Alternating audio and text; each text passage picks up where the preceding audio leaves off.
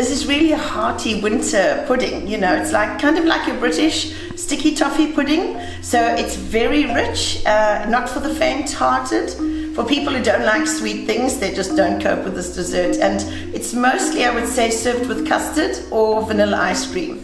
Then also I'd like to say the ingredients are only sugar, eggs, apricot jam, vinegar, butter, milk, cream, and hot water actually. So that's it. Very few ingredients, so normally it's easy to make because you might even have all the ingredients at home, you know, at hand.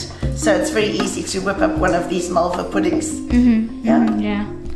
A really old, authentic recipe was from a really famous restaurant at a wine estate called the Boschendal restaurant. And they had a really nice chef there who offered to share her recipe with the guy who's doing it for me today in this recipe that's presented it here.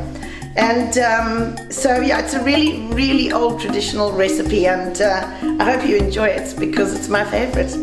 Yeah, it reminds me of home. Yeah, that's good. Yeah. Where did you find the recipe? The recipe, well, I grew up eating it a lot, probably too much.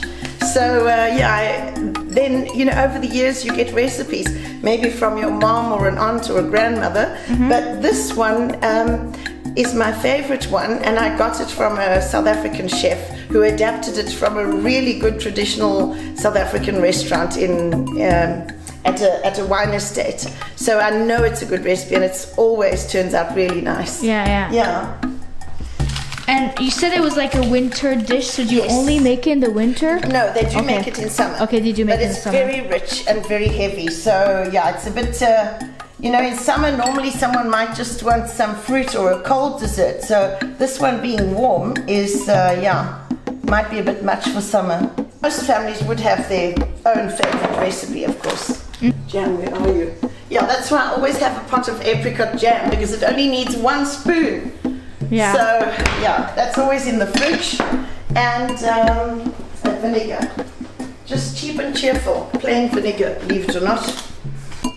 Egg, jam, and vinegar. And do you make it often? Yeah, I make it a couple times a year, yes. A couple times a year, okay. But my sons, it's not their favorite, unfortunately. It's actually from the Malay population in South Africa that the recipe comes from. Okay. Yes, they have really amazing food. So we get a lot of our desserts from them. And food, but they use a lot of spices. So you get lovely flavors in their meat dishes and that. We have a dish with bobotie, called bobotie, so it's a meat dish baked in the oven, and they have things like cinnamon in it, which is lovely. It's very, very flavorsome. So you can see great cuisine there with the Malays. It's not something you would necessarily have to go to the shop to buy the ingredients for.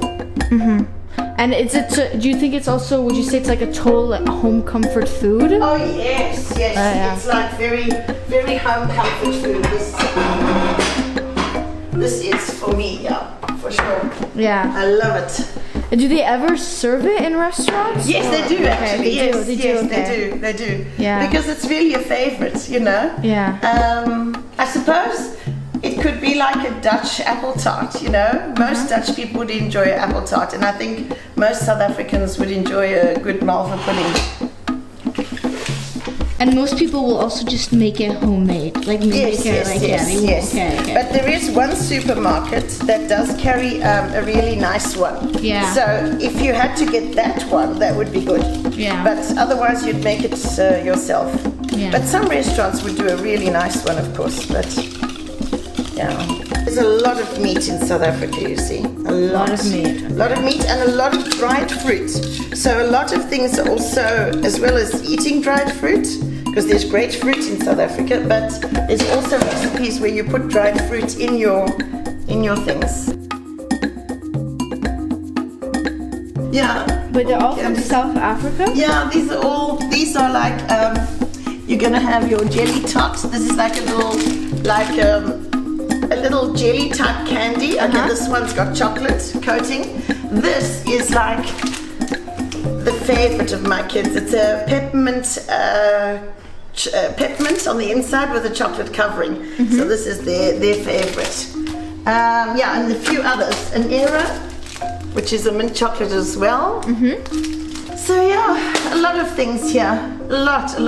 So many different nationalities. Yeah. A lot of our foods are sort of borrowed from other nationalities, like chilies from Mozambique and also from the Portuguese influence in Mozambique. And then you have the Malay influence in South Africa from the slaves that were there originally. And then, gosh, you have every kind of mix you could imagine, you know. Yeah. So you also had French Huguenots there, so you would also find some more French kind of foods. Yeah. And it's a really big mix. I think you can have a huge variety of food when you go there. You're not limited. And of course there's the barbecue, which is like way too much meat, you know. Yeah. And being a vegetarian is a challenge.